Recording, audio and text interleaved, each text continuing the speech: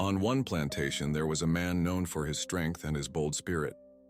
He had been forced into a gambling game by his master, and when fortune did not favor him, the punishment was swift and cruel.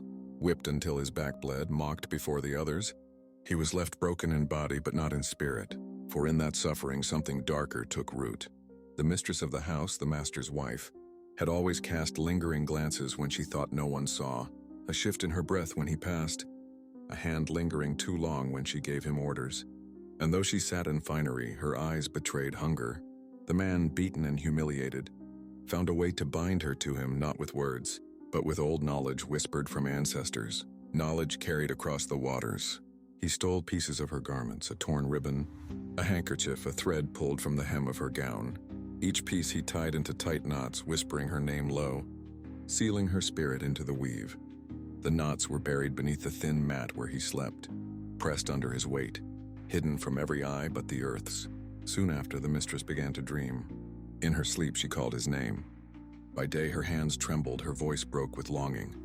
No matter how she tried to resist, her thoughts returned to him. Again and again, like a fever, the master grew restless, noticing her pale face, her sudden cries in the night.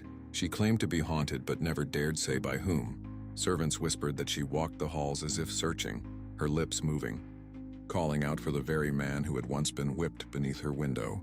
The bond was unbreakable. The knots tied her spirit to his, pulling her like a puppet to his will.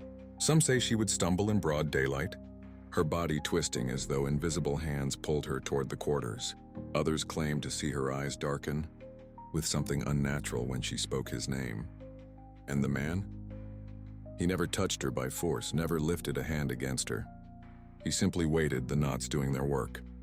The mistress's longing became torment.